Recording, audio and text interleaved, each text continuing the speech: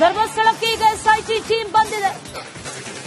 SIT team ಆಗಮಿಸಿದೆ. 6ನೇ ಸ್ಥಳದಲ್ಲಿ ಉತ್ಖನನ ಕಾರ್ಯ ಕೂಡ ಶುರುವಾಗಿದೆ. ನಿಗೂಢ ವ್ಯಕ್ತಿಯನ್ನ ಕರೆದುಕೊಂಡು ಹೋದ್ರು ಎಸ್ಐಟಿ ಟೀಮ್. ಇವತ್ತು 3 ಜಾಗದಲ್ಲಿ ಅಗೆಯುವಂತ ಸಾಧ್ಯತೆ ಇದೆ. ಉತ್ಖನನ ಜಾಗದಲ್ಲಿ ರಿಪಬ್ಲಿಕ್ ಕನ್ನಡ ನಿರಂತರವಾಗಿ ವರದಿಯನ್ನ ಮಾಡ್ತಾ ಇದೆ.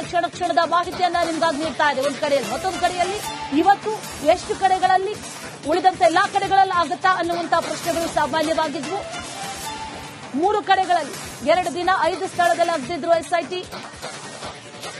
ಡೀಟೇಲ್ಸ್ ಅನ್ನ ಕೊಡ್ತಾರೆ ನಮ್ಮ ಪ್ರತಿನಿಧಿ ಅಭಿಷೇಕ್. ಇವತ್ತು ಈಗ ಉತ್ಖನನ ಕಾರ್ಯ ಈಗ ಆರಂಭ ಆಗಿರೋದು ಎಲ್ಲಿ ಎಕ್ಸಾಕ್ಟ್ಲಿ? ಈ ನಿಗೂಢ ವ್ಯಕ್ತಿ ಕೆಲವೊಂದು ಪಾಯಿಂಟ್ಗಳನ್ನ ಸ್ಟ್ರೆಸ್ ಮಾಡ್ತಾ ಇದ್ದಾನೆ. ಅಲ್ಲೇ ಅಗೆಯುವಂತ ಕೆಲಸಗಳಾಗುತ್ತಾ ಅಥವಾ ಆರಂಭಿಕ ಹಂತದಲ್ಲಿ ಯಾವ ರೀತಿ ಮಾಡಿದ್ರು? 6ನೇ ಪಾಯಿಂಟ್ ಇಂದಾನೇ ಅಗೆಯೋದಕ್ಕೆ ಶುರು ಮಾಡ್ತಾರೆ, ಹೇಗೆ, ಏನು ಡೀಟೇಲ್ಸ್ ಏನಿದೆ?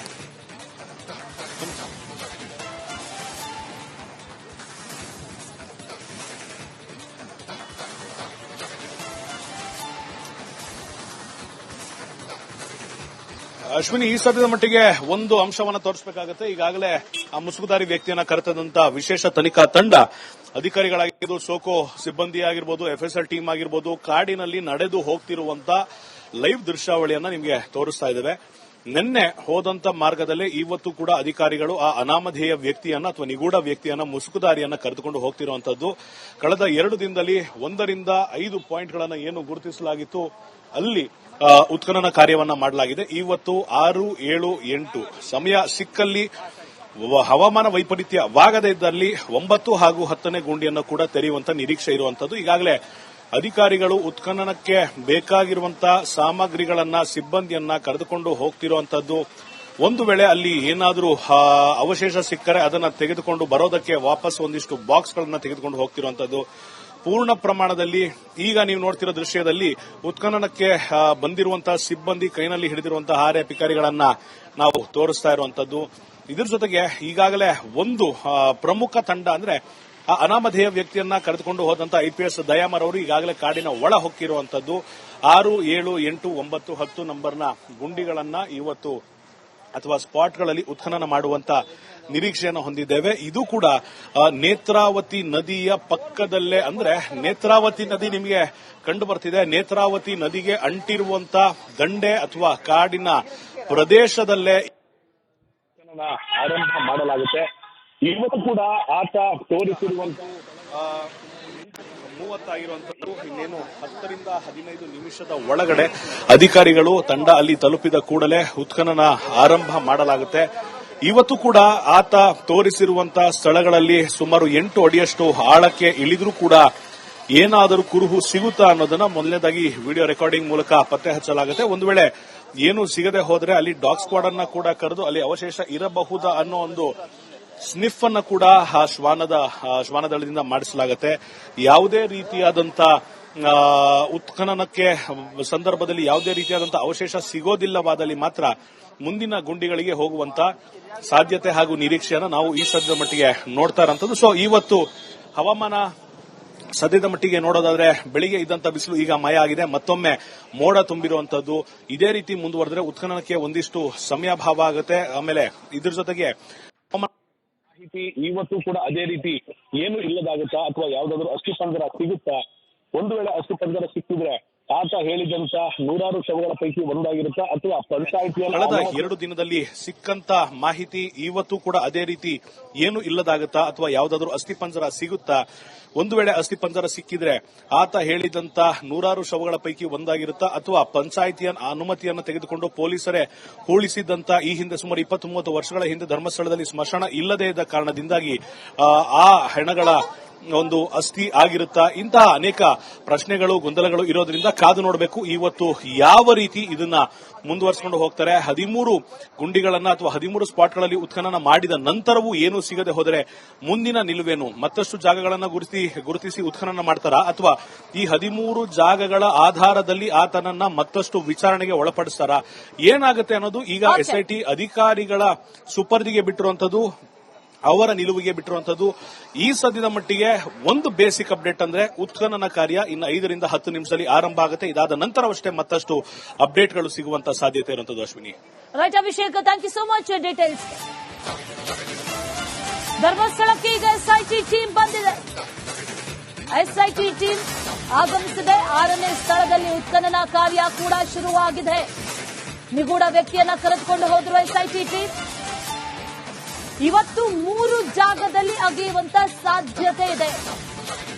ಉತ್ಖನನ ಜಾಗದಲ್ಲಿ ರಿಪಬ್ಲಿಕ್ ಕನ್ನಡ ನಿರಂತರವಾಗಿ ವರದಿಯನ್ನ ಮಾಡ್ತಾ ಇದೆ. ಕ್ಷಣ ಕ್ಷಣದ ಮಾಹಿತಿಯನ್ನ ನಿಮ್ಗಾಗಿ ನೀಡ್ತಾ ಇದೆ. ಒಂದು ಕಡೆಯಲ್ಲಿ ಮತ್ತೊಂದು ಕಡೆಯಲ್ಲಿ ಇವತ್ತು ಎಷ್ಟು ಕಡೆಗಳಲ್ಲಿ ಉಳಿದಂತ ಎಲ್ಲಾ ಕಡೆಗಳಲ್ಲಿ ಆಗುತ್ತಾ ಅನ್ನುವಂತಹ ಪ್ರಶ್ನೆಗಳು ಸಾಮಾನ್ಯವಾಗಿದ್ವು.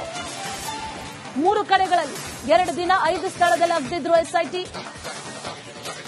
ಡೀಟೇಲ್ಸ್ ಅನ್ನ ಕೊಡ್ತಾರೆ ನಮ್ಮ ಪ್ರತಿನಿಧಿ ಅಭಿಷೇಕ್. ಇವತ್ತು ಈಗ ಉತ್ಖನನ ಕಾರ್ಯ ಈಗ ಆರಂಭ ಆಗಿರೋದು ಎಲ್ಲಿ ಎಕ್ಸಾಕ್ಟ್ಲಿ? ಈ ನಿಗೂಢ ವ್ಯಕ್ತಿ ಕೆಲವೊಂದು ಪಾಯಿಂಟ್ಗಳನ್ನ ಸ್ಟ್ರೆಸ್ ಮಾಡ್ತಾ ಇದ್ದಾನೆ. ಅಲ್ಲೇ ಅಗ್ಗಿಯುವಂತ ಕೆಲಸಗಳಾಗುತ್ತಾ ಅಥವಾ ಆರಂಭಿಕ ಹಂತದಲ್ಲಿ ಯಾವ ರೀತಿ ಮಾಡಿದ್ರು? 6ನೇ ಪಾಯಿಂಟ್ ಇಂದಾನೇ ಅಗ್ಗೋದಕ್ಕೆ ಶುರು ಮಾಡ್ತಾರೆ, ಹೇಗೆ ಏನು ಡೀಟೇಲ್ಸ್ ಏನಿದೆ?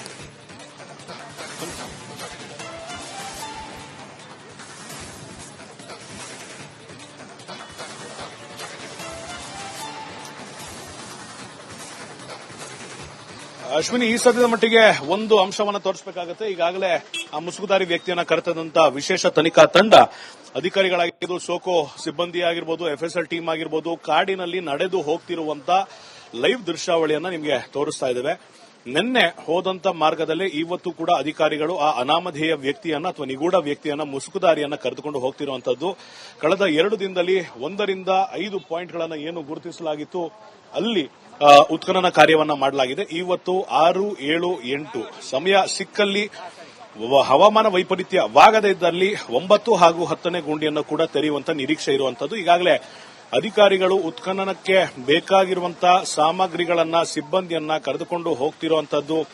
ಒಂದು ವೇಳೆ ಅಲ್ಲಿ ಏನಾದರೂ ಅವಶೇಷ ಸಿಕ್ಕರೆ ಅದನ್ನ ತೆಗೆದುಕೊಂಡು ಬರೋದಕ್ಕೆ ವಾಪಸ್ ಒಂದಿಷ್ಟು ಬಾಕ್ಸ್ಗಳನ್ನ ತೆಗೆದುಕೊಂಡು ಹೋಗ್ತಿರುವಂತದ್ದು.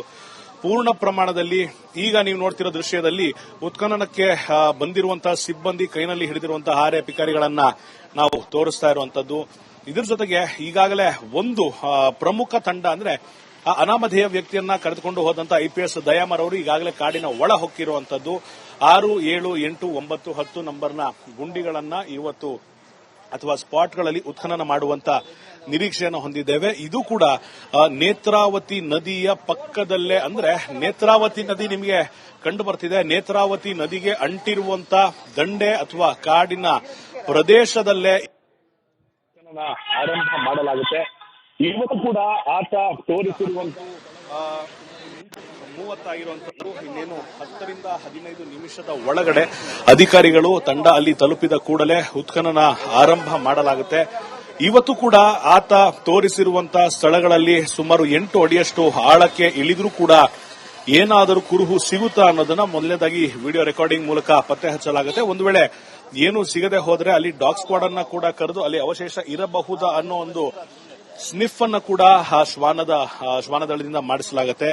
ಯಾವುದೇ ರೀತಿಯಾದಂತ ಉತ್ಖನನಕ್ಕೆ ಸಂದರ್ಭದಲ್ಲಿ ಯಾವುದೇ ರೀತಿಯಾದಂತಹ ಅವಶೇಷ ಸಿಗೋದಿಲ್ಲವಾದಲ್ಲಿ ಮಾತ್ರ ಮುಂದಿನ ಗುಂಡಿಗಳಿಗೆ ಹೋಗುವಂತ ಸಾಧ್ಯತೆ ಹಾಗೂ ನಿರೀಕ್ಷೆಯನ್ನು ನಾವು ಈ ಸದ್ಯದ ಮಟ್ಟಿಗೆ ನೋಡ್ತಾ ಇರೋಂಥದ್ದು. ಸೊ ಇವತ್ತು ಹವಾಮಾನ ಸದ್ಯದ ಮಟ್ಟಿಗೆ ನೋಡೋದಾದ್ರೆ ಬೆಳಿಗ್ಗೆ ಇದ್ದಂತ ಬಿಸಿಲು ಈಗ ಮಯ ಆಗಿದೆ, ಮತ್ತೊಮ್ಮೆ ಮೋಡ ತುಂಬಿರುವಂತದ್ದು.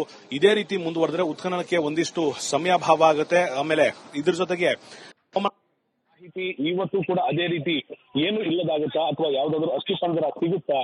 ಒಂದು ವೇಳೆ ಅಸ್ಥಿಪಂಜರ ಸಿಕ್ಕಿದ್ರೆ ಆತ ಹೇಳಿದಂತ 100 ಶವಗಳ ಪೈಕಿ ಒಂದಾಗಿರುತ್ತಾ ಅಥವಾ ಪಂಚಾಯಿತಿಯ ಕಳೆದ 2 ದಿನದಲ್ಲಿ ಸಿಕ್ಕಂತ ಮಾಹಿತಿ ಇವತ್ತು ಕೂಡ ಅದೇ ರೀತಿ ಏನು ಇಲ್ಲದಾಗುತ್ತಾ ಅಥವಾ ಯಾವ್ದಾದ್ರು ಅಸ್ಥಿಪಂಜರ ಸಿಗುತ್ತಾ?